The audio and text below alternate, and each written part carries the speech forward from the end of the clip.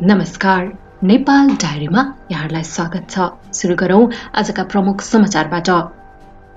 पछिल्लो 24 घण्टामा 9070 जना नयाँ संक्रमित, 54 जनाको मृत्यु। विराटनगरमा कोरोना संक्रमितको उपचारमा अक्सिजनको अभाव। मोरङ जिल्लाभर शुक्रबार रातिदेखि निषेधाज्ञा। आजबाट सम स्वीकृतिका कामहरू अनिश्चित समयका लागि स्थगित। बहुमत पुर्याउने दाउमा ओली, मोर्चा भत्काउने प्रयासमा विपक्षी।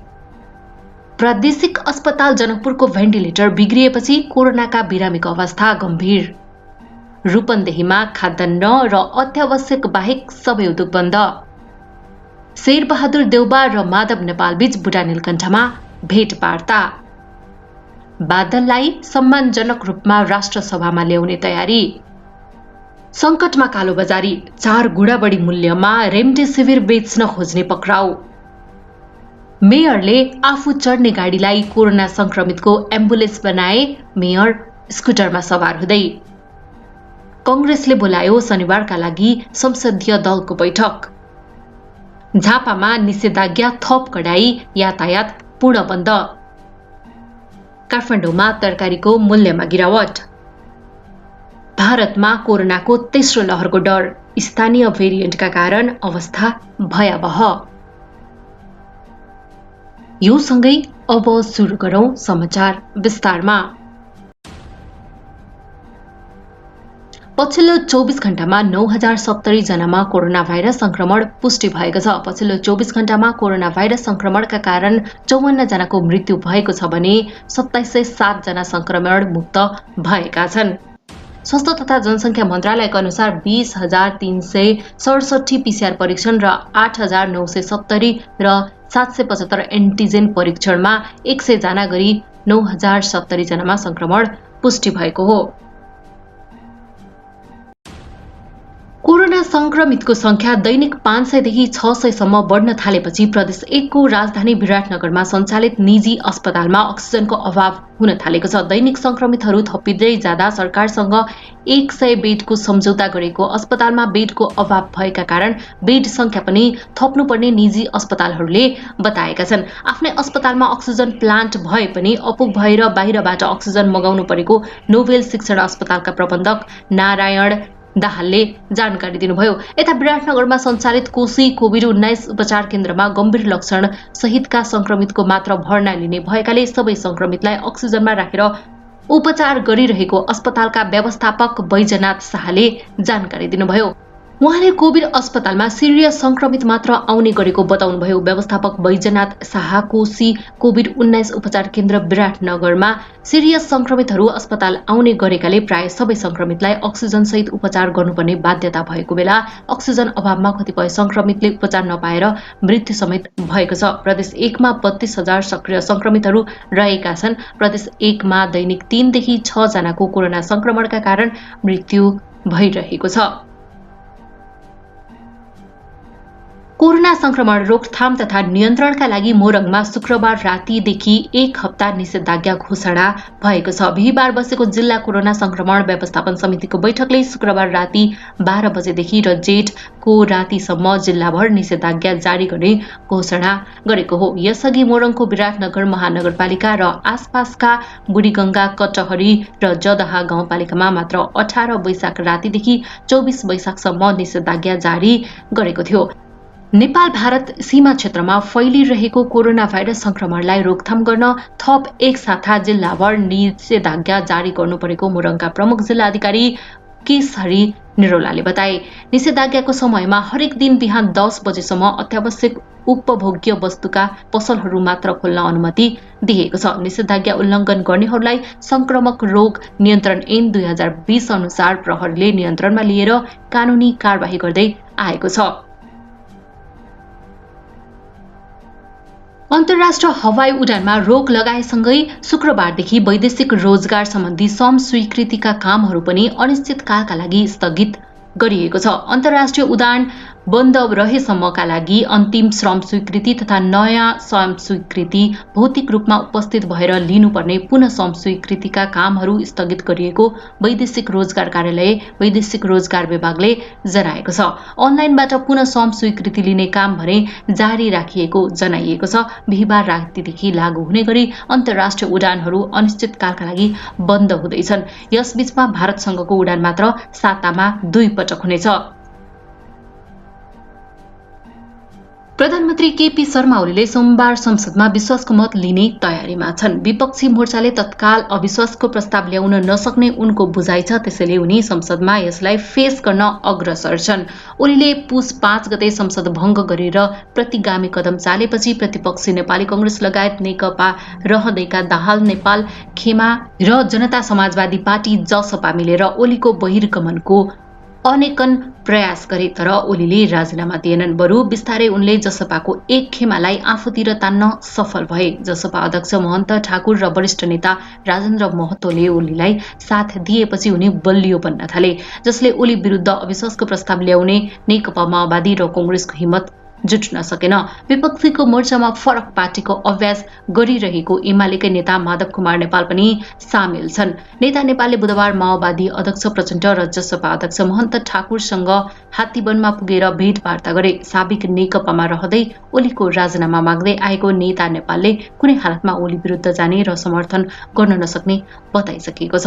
पार्टी एकतापछि आफ्नो समूहलाई बाइपास गरेर बढेका ओली अब कसरी अगाडि बढ्छन् भन्ने कुनै योजना सार्वजनिक छैन। ओलीलाई हटाउन आफ्नो समूहका संसदले विश्वासको मत नपुग्ने गरी सामूहिक राजीनामा दिने नेपाल समूह तयारीमा छ अथवा संसद बैठकमा अनुपस्थिति हुने भन्ने विषयमा समेत यो समूह छलफलरत छ, जसबाट के गर्ने भन्ने कुनै निर्णय अहिलेसम्म हुन सकेको छैन। ओलीको विरोधमा उत्रिएको नेपाल समूह अहिले धर्म संकटमा छ। त्यसो त नेपाल समूहलाई कारबाहीको डण्डा चलाइरहेको ओलीले जसपाको अध्यक्ष महन्त ठाकुर पक्षको मत पुर्याउने सुनिश्चितताका साथ विश्वासको मत लिन लागेका हुन्, तर नेपाल समूहले बाइपास गरेर कांग्रेसले पनि समर्थन नगरे ओलीले विश्वासको मत गुमाउनेछन्। महोत्तरी महिहानीकी एक महिलालाई कोरोना संक्रमण भएपछि जनकपुर धाम स्थित प्रादेशिक अस्पताल रहेको कोभिड-19 अस्पतालमा भर्ना गरिएको थियो। बुधबार दिउँसो भर्ना भएकी ती महिलाको स्वस्थ अवस्था नाजुक हुँदै जान थालेपछि उनलाई भेन्टिलेटरमा राखियो, तर महिलालाई भेन्टिलेटरमा राखिएको केही घण्टा नबित्दै भेन्टिलेटर बिग्रिएको छ। भेन्टिलेटरले नै काम गर्न छोडेपछि उनको स्वास्थ्य बिग्रदै गइरहेको उनको छोराले बताए। उनले भेन्टिलेटरका लागि चिकित्सकहरू समक्ष हार गुहार गर्दा समेत कुनै पहल नगरिएको आरोप लगाएका छन्। प्रादेशिक अस्पताल जनकपुरमा कुल 9 वटा भेन्टिलेटर रहेको कोभिड अस्पतालका संयोजक डाक्टर जमुना सिंहले जानकारी दिए, जसमध्ये 5 वटा अस्पतालमा भर्ना भएका बिरामीहरूको उपचारका लागि प्रयोग गर्न सकिने र बाँकी 4 वटा ट्रान्सपोर्ट भेन्टिलेटर रहेको डाक्टर सिंहले बताए। 3 वटा भेन्टिलेटर पहिलेदेखि नै बिग्रिएको र यस वर्ष कोभिड अस्पताल सञ्चालनमा आएपछि बिग्रिएको उनको भनाइ छ। बुधबार मात्र थप एउटा भेन्टिलेटर समेत बिग्रिएको छ। भेन्टिलेटर ठिक गर्ने बायो मेकानिकहरूको कन्ट्र्याक्ट समाप्त भइसकेको भेन्टिलेटर ठिक पार्न समस्या भइरहेको डाक्टर सिंहले बताए। यद्यपि भेन्टिलेटर ठिक गर्नका लागि पहल भइरहेको उनको भनाइ छ। कोभिड अस्पताल धनुषा र महोत्तरीका 32 जना कोरोना संक्रमितहरू भर्ना भएका छन्। प्रादेशिक अस्पताल जनकपुरमा मेडिकल सुपरिन्टेन्डेन्ट प्रमोद यादवले पुरानो भेन्टिलेटर बिग्रिएपछि प्रदेश सरकारबाट नयाँ भेन्टिलेटर माग गरिरहेको जानकारी दिए। मेडिकल सुपरिन्टेन्डेन्ट यादव प्रदेश सरकारबाट भेन्टिलेटर प्राप्त भए लगत्तै प्रयोगमा ल्याइने बताए। निजी अस्पतालहरूबाट प्रादेशिक कोभिड अस्पतालमा बिरामी आउने क्रम बढेकाले अस्पतालमा भार थपिएको यादव बताउँछन्। यादवका अनुसार प्रादेशिक कोभिड अस्पतालमा 63 बेड तयारी अवस्थामा छन्। अस्पतालमा आइसियु 12 र 41 बेडमा अक्सिजन उपलब्ध छ। चीनले अनुदानमा दिएको 20,000 थान अक्सिजन सिलिन्डर मध्ये पहिलो खेमामा 2,000 सिलिन्डर नेपाल ल्याइने भएको छ। यसका लागि नेपाल वायु सेवा निगमको वाइड बडी जहाज पठाउने बारे छलफल सुरु भएको छ। जहाज पठाउने सम्बन्धमा अर्थ मन्त्रालयले माग गरे अनुसार नेपाल एयरलाइन्सले कोटेसन बुझाएको छ। जहाजको भाडाका सम्बन्धमा सहमति नभइसकेको र छलफल चलिरहेको नेपाल एयरलाइन्स स्रोतले जनाएको छ। जहाजले बेइजिङबाट सिलिन्डर ल्याउनेछ। यो क्षमतामा सिलिन्डर बोक्न सक्ने जहाज नेपालमा नेपाल एयरलाइन्ससँग मात्र रहेको छ। स्रोतका अनुसार अर्थ र निगम बीच सहमति भए 11 मे अथवा वैशाख 28 गतेमा जहाज बेजिङ जानेछ। प्रधानमन्त्री तथा मन्त्री परिषद कार्यालयको कार्ययोजना अनुसार 29 वैशाखसम्म चीनबाट अक्सिजन सिलिन्डर नेपाल ल्याइसक्ने योजना रहेको छ। रूपन्देही जिल्लामा खाद्यान्न र अत्यावश्यक बाहेकका सबै उद्योग बन्द गर्न जिल्ला प्रशासन कार्यालयले निर्देशन जारी गरेको छ। बिहीबार जिल्ला कोभिड प्रकोप व्यवस्थापन समिति र जिल्ला सुरक्षा समितिको बैठकको निर्णय अनुसार अर्को निर्णय नभएसम्मका लागि उद्योग बन्द गर्न निर्देशन गरेको प्रमुख जिल्ला अधिकारी अस्मान तामाङले बताए। खाद्यान्न तथा अत्यावश्यक वस्तु उत्पादन गर्ने उद्योग बाहेक सबै प्रकृतिका उद्योग अर्को निर्णय नभएसम्मका लागि बन्द गर्ने र त्यसमा उद्योगबाट उत्पादित वस्तुहरू ढुबानीमा समेत रोक लगाउने निर्णय भएको उनले बताए। त्यस्तै बैंकिङ तथा वित्तीय संस्थाहरूमा अत्यावश्यक तथा मानवीय सेवाका लागि एक जनाले सेवा प्रवाह गर्न मिल्ने प्राविधिक जनशक्तिबाट व्यवस्था गर्ने गरी वैशाख 30 गतेसम्म सबै सेवाहरू बन्द गर्ने निर्देशन भएको छ। पूर्वाधार एवं निर्माण सम्बन्धी निर्माण स्थलमै क्वारेन्टिन बनाएको बाहेक विकास निर्माणका कार्य बन्द गर्न प्रशासनले निर्देशन दिएको छ। हरियो तरकारी एवं कृषि उपजहरू उत्पादक र उपभोक्ताबीच कृषि एम्बुलेन्स मार्फत उपलब्ध गराउन सम्बन्धित स्थानीय तहले व्यवस्था मिलाउनु पर्ने पनि बताइएको छ।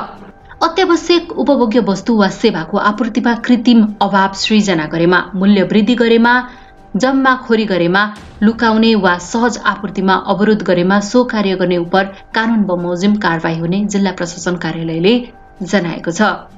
कोरोना भाइरसको संक्रमण रोकथाम एवं नियन्त्रणका लागि रूपन्देही वैशाख 16 गतेदेखि 30 गते बिहान 6 बजेसम्मका लागि निषेधाज्ञा जारी छ।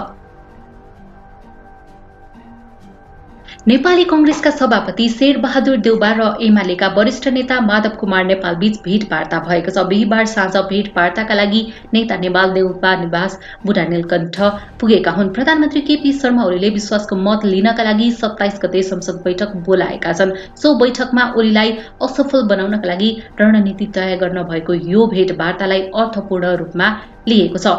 यसअघि एक दिन अगाडि मात्र देउबासँग भेटेर ओलीले विश्वासको मत दिन आग्रह गरेका थिए। सो भेटमै देउबाले विश्वासको मत नदिने जवाफ दिइसकेका छन्। अर्कोतर्फ नेकपा माओवादी केन्द्रका अध्यक्ष पुष्पकमल दाहाल प्रचण्ड, एमाले नेता नेपाल र जनता समाजवादी पार्टीका अध्यक्ष उपेन्द्र यादवबीच छलफल भएको थियो। सो छलफलमा देउबासँग मिलेर ओलीलाई बहुमत पुग्न नदिने गरी रणनीति तय गर्ने निर्णय भएको थियो। गृहमन्त्री रामबहादुर थापा बादललाई बागमती प्रदेशबाट राष्ट्रिय सभा सदस्यको उम्मेद्वारमा उठाउन नहुने विषयमा छलफल सुरु भएको छ। बिहीबार बसेको नेकपा एमालेको स्थायी कमिटी बैठकमा बहुमत सदस्यले बादललाई उपनिर्वाचनमा पराजित हुने अवस्थामा उम्मेद्वार बनाउन नहुने बताएका छन्। बैठकको सुरुवातमा पार्टी अध्यक्ष एवं प्रधानमन्त्री केपी शर्मा ओली र महासचिव एवं उपप्रधानमन्त्री ईश्वर पोखरेलले बादल नै राष्ट्र सभा सदस्यको उम्मेद्वार भएको प्रस्ताव राखेका थिए।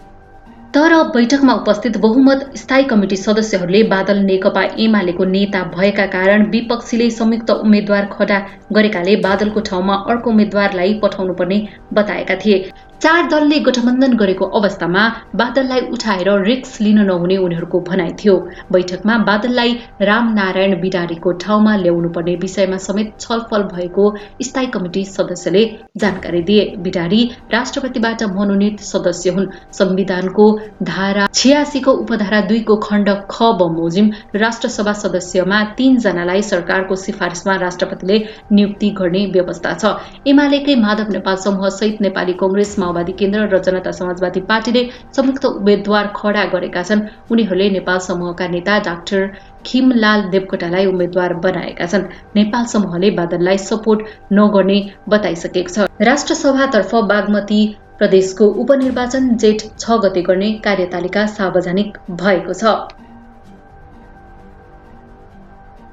कोरोना संक्रमितको उपचारका लागि अत्यावश्यक पर्ने रेमडेसिभिर औषधि महँगो बेच्न खोजेको आरोपमा एक व्यक्ति पक्राउ परेका छन्। पक्राउ पर्नेमा गोरखा आरुघाट 4 भई हाल काठमाडौँ टोखा बस्ने 25 वर्षीय रफिक मिया रहेका छन्। उनले 35,000 मूल्य पर्ने 6 थान रेमडेसिभिरलाई 1,20,000 मा बेच्न खोजेका थिए। कालो बजारी भइरहेको भन्ने सूचनाका आधारमा महानगरीय अपराध महाशाखाको टोलीले वसुन्धराबाट उनलाई पक्राउ गरेको हो। उनले महाराजगञ्ज स्थित नीलकण्ठ लम्सालको नाममा दर्ता रहेको सेवक फार्मका दीपक ढकालसँगको मिलेमत्तोमा उक्त औषधि ल्याएको खुल्न आएको अपराध महाशाखाले जनाएको छ। प्रहरीले उक्त फर्मलाई सिल गरेर उनीमाथि समेत थप अनुसन्धान गरिरहेको छ। सरकारले कोभिड डेलिकेटेड अस्पताल बाहेक अन्यमा यो औषधि किनबेचमा रोक लगाएको छ। उक्त औषधि कसरी औषधि पसलसम्म पुर्याइयो तथा यस प्रकरणमा अन्य कसको संलग्नता छ भन्ने विषयमा थप अनुसन्धान भइरहेको महाशाखाले जनाएको छ। आफूले प्रयोग गर्ने गाडी कोरोना भाइरस संक्रमणको महामारीका बेला एम्बुलेन्सका रूपमा प्रयोग गरेर रूपन्देहीको तिलोत्तमा नगरपालिकाका प्रमुख मेयर र उपप्रमुख उपमेयर स्कुटरमा सवार हुन थालेका छन्। मेयर वासुदेव घिमिरे र उपमेयर जागेश्वर देवी चौधरीले सवारी साधनका रूपमा स्कुटर प्रयोग गरिरहेका छन्। यसअघि मेयर र उपमेयरले प्रयोग गर्ने गाडीलाई कोरोना संक्रमित बोक्ने एम्बुलेन्स बनाइएको छ। मेयर घिमिरे र उपमेयर चौधरीले चढ्ने क्रमशः लु 1 ज 360 र लु 1 ज 326 नम्बरको स्कर्पियो गाडीलाई एम्बुलेन्सको रूपमा प्रयोग गर्न थालिएको छ। नगरपालिका corona focal person Keshav Bhattarai बिहिबार सरकारी गाडी हस्तान्तरण गर्दै मेयर र उपमेयर स्कुटरमा चढेर घरतर्फ लागेका छन्। मेरो पुरानो गाडी थियो, गत वर्ष नै बिक्री गरेको हुँ। नजिक हिँड्नका लागि साइकल छ, नगरपालिका जानलाई स्कुटर छ। टाढै काठमाडौँ जानुपर्ने अवस्था आएमा गाडी खोजेर भए पनि जाउँला। बिरामीहरू अस्पताल पुग्न नपाएर घरमै छटपटिरहेको देख्दा मनले मानेन आफू चढ्ने सरकारी गाडीलाई एम्बुलेन्स बनाएका हौ। घिमिरे थप्छन्, राति 2-3 बजेसम्म मेयर साप एम्बुलेन्स पाइएन, पाल्पा लैजानु पर्यो, भैरवा लैजानु पर्यो भन्दै दैनिक रूपमा नगरवासीले रुँदै फोन गर्न थाले। टाढाबाट आउने एम्बुलेन्सले लोकेसन नभेटाएर घरमा ज्यान जाने जोखिम भयो। मेरो गाडी चलाउने त सबै ठाउँ चिनेका छन्। उपमेयरको गाडी चलाउने चालकले पनि नगरका जिल्ला चिनेका छन्। उनीहरू समयमै पुग्छन्। बिरामीले अस्पताल पुग्न सहज हुनेछ भनेर गाडीलाई एम्बुलेन्सको रूपमा प्रयोगमा ल्याएका हौ। केही दिन हामी साइकलमै चढेर हिँडेर भए पनि फरक पर्दैन। सवारी साधनको अभावमा समयमै अस्पताल वा आइसोलेसनमा पुर्याउन नपाउँदा कुनै नगरवासीको ज्यान जोखिममा नपरोस् भन्ने हाम्रो उद्देश्य हो। संक्रमितको संख्या दिन प्रतिदिन बढ्दै जाँदा एम्बुलेन्स पर्याप्त नभएपछि आफूले चढ्दै आएका 2वटा गाडी बिरामीको सेवाका लागि प्रयोगमा लगाइएको उपमेयर चौधरीले बताइन्। नगरका जनता बचाउनु नै हाम्रो प्रमुख दायित्व हो उनले भनिन्। मेरो एउटा स्कुटर छ, अब त्यसैमा हिँड्छु। हाम्रो गाडी नगरका बिरामी बोक्न प्रयोग गरियो। नगरका जनता बाँचे मात्र हामीले जनप्रतिनिधि बाँच्ने हुँ भनेर हामीले आफ्नो सुविधा जनताको सेवामा समर्पित गरेका हौं, चौधरीले भनिन्। तिलोत्तमा नगरपालिकाले विद्यालय नर्स कार्यक्रममा रहेका 12 जना नर्सलाई समेत कोरोना संक्रमणको उपचारमा खटाएको छ। तिलोत्तमा नगरपालिकामा वैशाख 15 गते यता कोरोना संक्रमितको संख्या दिनहुँ बढ्दै जाँदा हालसम्म सक्रिय संक्रमितको संख्या झण्डै 9300 पुगेको छ। नेपाली कांग्रेसले संसदीय दलको बैठक बोलाएको छ। कांग्रेसले शनिबार बस्ने गरी संसदीय दलको बैठक बोलाएको हो। प्रधानमन्त्री केपी शर्मा ओलीले विश्वासको मत लिने प्रयोजनका लागि वैशाख 27 गते बोलाइएको प्रतिनिधि सभा बैठकमा कसरी प्रस्तुत हुने विषयमा छलफल गर्न बैठक बोलाइएको कांग्रेस संसद ढिला संग्रौलाले जानकारी दिइन्। हाल संघीय संसदको प्रमुख प्रतिपक्षी दल रहेको कांग्रेसले प्रधानमन्त्री केपी शर्मा ओलीलाई विश्वासको मत नदिने स्पष्ट पारिसकेको छ। कांग्रेसले प्रधानमन्त्री ओली विरुद्ध अविश्वासको प्रस्ताव ल्याउने विषयमा समेत तयारी गरेको छ। परिपक्व समय बनेमा अधिवेशनको प्रस्ताव दर्ता गर्नका लागि संसदको हस्ताक्षर संकलन गरेर राखिएको कांग्रेस नेताहरूको भनाइ छ। कोरोना संक्रमण दर नरोकिएपछि झापामा जारी निषेधाज्ञा थप कडाई पारिएको छ। यसअघि गरिएको 27 गते जिल्ला प्रशासन कार्यालय झापामा आंशिक निषेधाज्ञा घोषणा गरेको थियो। 19 गते मध्यरातिदेखि 16 गते मध्यरातसम्म लागू हुने घोषणा गरिएको निषेधाज्ञामा सवारी साधन सञ्चालनमा जोरबिजोर प्रणाली लागू गरिएको थियो। बजार पसल बिहान 11 बजेसम्म खुल्ला गर्न दिएको थियो, तर फेरि जारी गरिएको निषेधाज्ञामा भने यो भन्दा कडाई गरिएको छ। 22 गते मध्यरातदेखि 31 गते मध्यरातसम्म लागू हुने गरी घोषणा गरिएको दोस्रो पटकको निषेधाज्ञामा अत्यावश्यक वस्तुका पसलहरू 10 बजेसम्म मात्र खुल्ला गर्न पाइनेछ। त्यस्तै होटल, रेस्टुरेन्ट तथा चिया पसल समेत पूर्ण रूपमा बन्द गर्न आदेश गरिएको छ भने अनलाइन अर्डर तथा होम डेलिभरीका लागि खाद्य वस्तु भने लिएर जान पाइने भनिएको छ। यसअघि जोरबिजोर प्रणाली लागू गरी यातायात सञ्चालन गर्न दिएकोमा दोस्रो पटकको निषेधाज्ञा अवधिभर भने कुनै पनि सार्वजनिक तथा निजी सवारी साधन सञ्चालन हुन नपाउने आदेशमा उल्लेख छ।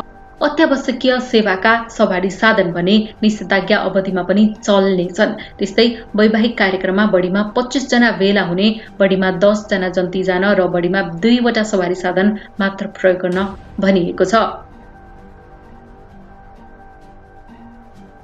उपत्यकामा तरकारीको भाउ घटेको छ। उत्पादन बढ्नुका साथै निषेधाज्ञाको कारण माग पनि घट्दा तरकारीको भाउ घटेको हो। सबैजसो तरकारीको भाउ घटेको कालुमाटी फलफुल तथा तरकारी बजार विकास समितिका सूचना अधिकारी विनय श्रेष्ठले बताउनुभयो।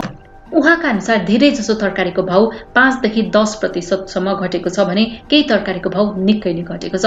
15 दिन अघि किलोको 80 देखि 120 रुपैयाँसम्म रहेको सिमीको भाउ अहिले सिमीको प्रकार अनुसार 25 देखि 70 रुपैयाँमा झरेको छ। घिरौँला 40 रुपैयाँबाट घटेर 25 रुपैयाँमा खुद्रा मूल्य कारोबार भइरहेको कालीमाटी फलफुल तरकारी बजार विकास समितिले जनाएको छ। 150 देखि 300 रुपैयाँसम्म रहेको च्याउको मूल्य घटेर अहिले 100 देखि 220 रुपैयाँसम्म झरेको छ। त्यस्तै आलुको पनि मूल्य घटेको छ। अहिले कालीमाटी तरकारी बजारमा दैनिक 5 देखि 600 टन तरकारी वितरण गरेको छ। सामान्य समयमा दैनिक 7 देखि 900 टनसम्म तरकारी खपत हुने गरेको थियो। कोरोना संक्रमणबाट जोगिन बिहान 9 बजेसम्म कारोबार गरिसक्नुपर्ने हुँदा खपत कमजोर भएको सूचना अधिकारी श्रेष्ठले बताउनुभयो। कालीमाटीमा धादिङ, काभ्रे, मकवानपुर लगायतका छिमेकी र तराईका जिल्लाबाट तरकारी वितरण गरेको छ। भारत सरकारका शीर्ष वैज्ञानिकहरूले कोरोना भाइरसको स्थानीय भेरिएन्टका कारण तीव्र गतिमा संक्रमण फैलिएको बताएका छन्। भारतको नेशनल सेन्टर फर डिजिज कन्ट्रोलका प्रमुख सुजित कुमारले भारतमा सुरुको केही समय युके भेरिएन्ट देखिएको तर अहिले धेरै राज्यमा कोरोनाको स्थानीय भेरिएन्टको संक्रमण देखिएको बताएका हुन्। उनले कोरोना भाइरस संक्रमणको तेस्रो लहर पनि आउन सक्ने बताएका छन्। त्यसैगरी भारत सरकारका सल्लाहकार वैज्ञानिक के विजय राघवले तेस्रो लहरको कोरोनासँग लड्न भारत तयारी अवस्थामा रहनुपर्ने बताएका छन्। भारतमा अहिले युके, ब्राजिल र दक्षिण अफ्रिका भेरिएन्टको संक्रमण पनि तीव्र गतिमा फैलिरहेको छ। भारतमा अहिलेसम्म 2,10,77,000 भन्दा बढीमा कोरोना संक्रमण भइसकेको छ। कोरोनाबाट भारतमा 2,30,000 भन्दा बढीले ज्यान गुमाएका छन्। पछिल्ला केही दिन यता भारतमा दैनिक कोरोनाका 4 लाख बढी नयाँ संक्रमित थपिन थालेका छन्। भारतीय अस्पतालहरूमा कोरोनाका बिरामीका लागि बेड र अक्सिजनको चरम अभाव भएको छ। यो सँगै आजको लागि यति नै। भोलि पुनः समाचारका साथ उपस्थित हुनेछु भन्दै अहिलेको लागि यहाँहरू माझबाट छुटिन चाहन्छु। हेर्दै गर्नुहोला नेपाल डायरी। हस्त नमस्ते, जय नेपाल। घरमै रहनुहोला, सुरक्षित रहनुहोला।